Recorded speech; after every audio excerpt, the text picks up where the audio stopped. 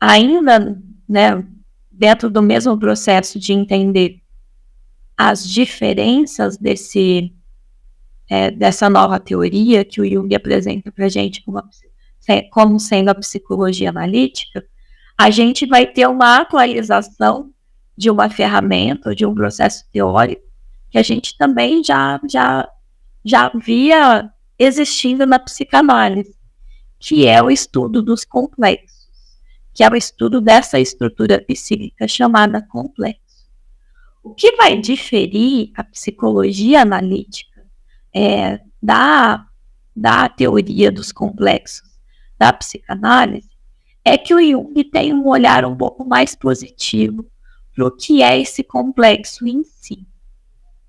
Na psicanálise, quando o Freud desenvolve essa teoria, esse conceito de complexos, ele desenvolve esse conceito querendo tipificar algo que vem sempre sendo algo conflituoso, sempre sendo algo que traz uma demanda dolorosa para a pessoa.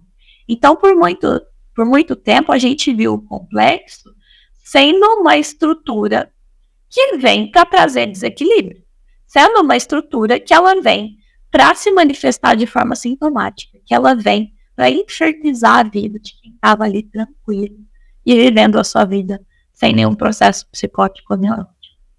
O que acontece é que houve uma inversão, né, do estudo desse conceito. Acontece que o que a gente estava vendo dos complexos, que é vista como essa manifestação doente, o Jung vai chamar como uma manifestação autônoma e sintomática do complexo. Então, o que a gente chama de complexo, na verdade, seria o sistema unitário que vai se desenvolver ao ponto de que em algum momento ele possa ter autonomia suficiente para se apresentar de forma conflituosa no nosso processo. Mas ele em si, ele é uma estrutura unitária do nosso processo psíquico como um todo. Então, se a gente fosse entender o nosso processo psíquico como um organismo vivo, a gente falaria que as nossas células são os complexos. Porque todas as nossas outras estruturas psíquicas, elas vão se desenvolver e se atualizar a partir da aglomeração desses complexos, a partir da nossa identificação ou não com o conteúdo desse complexo. Vamos então tentar entender, né, novamente de forma superficial o que seriam esses complexos, para que a gente entenda por que o Jung vai trazer ele como algo inovador nesse sentido. Os complexos, eles são estruturas psíquicas.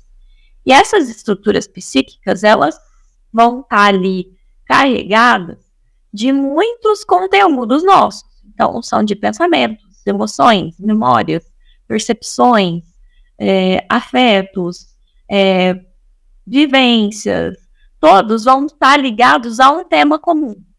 Então, o núcleo desse complexo, ele vai estar ali, de alguma forma, sendo atualizado e sendo carregado por conteúdos que vão conversar com ele. E esses complexos, né, eles podem ser formados a partir de experiências passadas, significativas, e geralmente, quando a gente está falando de um processo sintomático, que é aquele conceito antigo do complexo, a gente está falando de eventos traumáticos, a gente está falando de situações que vão ser associadas a emoções intensas que não querem ser lembradas ou revividas pelo nosso processo. E aí, nesse sentido, então, o complexo ele vai começar a se atualizar e se carregar de vivências que também não querem ser revividas. E aí, nesse sentido, esse complexo, ele vai criando uma energia e uma autonomia ao ponto em que ele se torna algo que vai se manifestar de forma doente no nosso processo. Então, veja bem, o complexo em si, ele não vem a priori como algo doente, como algo que vai trazer para a gente demandas sintomáticas. Ele é simplesmente a unidade celular de todo o nosso processo psíquico.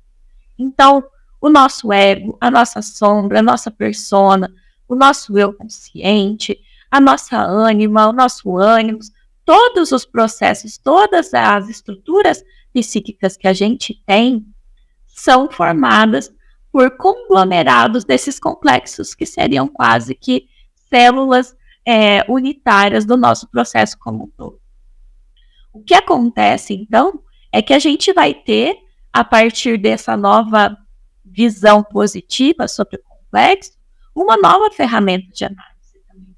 Porque a gente vai, a partir dessa atualização do conceito que o Jung vai trazer, a gente vai começar a não querer mais acabar com o complexo, extirpar o complexo. A gente vai entender que esse complexo, ele sempre vai existir. O máximo que a gente pode fazer é conseguir trabalhar ele ao ponto de que a gente consiga ressignificar essa experiência, então transformar em algo não conflituoso e conseguir conversar diretamente com o conteúdo desse complexo de forma consciente. Então, quando a gente vê ele se manifestar de forma sintomática, a gente olha para esse sintoma e fala: o que esse sintoma está querendo me dizer? O que eu posso aprender a partir da sintomatização dessa estrutura complexa que está se manifestando nesse momento?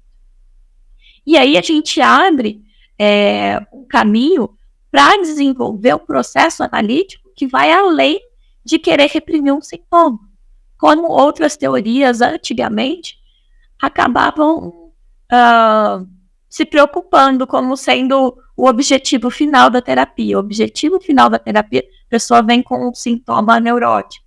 O objetivo não é entender por que esse sintoma neurótico está se manifestando, é acabar com o sintoma. E acabando com esse sintoma, na verdade, pode ser que a gente está simplesmente reprimindo uma manifestação do complexo, mas que se ele não foi realmente trabalhado e conscientizado, esse sintoma ele vai transmutar em outro e ele vai aparecer novamente. Ele vai querer novamente trazer o conflito para a consciência daquele conteúdo que quer vir à tona. Então a gente acaba abrindo um processo de aprofundamento do processo terapêutico. A gente não está... Óbvio que seria muito bom e muito satisfatório se a gente conseguisse eliminar totalmente essa manifestação sintomática, né, do processo da pessoa. Mas não é esse o objetivo. O objetivo é que a gente consiga conversar com esse sintoma e não deixar que esse sintoma tenha energia suficiente para estancar o desenvolvimento do nosso processo. Para que essa manifestação sintomática não paralise o desenvolvimento da nossa vida. E nesse sentido, então, a gente sempre ressalta que o complexo ele não vai ser sempre uma estrutura disfuncional.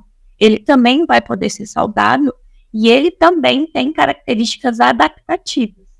Então, a gente vai conseguir ter uma expansão desse conceito no sentido de não ficar buscando no nosso próprio processo estruturas que são doentes e estruturas que são salvadoras. A gente não está tentando buscar separar o joio do trigo no nosso processo terapêutico. A gente está, na verdade, entendendo que todo o processo, toda a estrutura psíquica nossa vai ter uma manifestação positiva e uma negativa.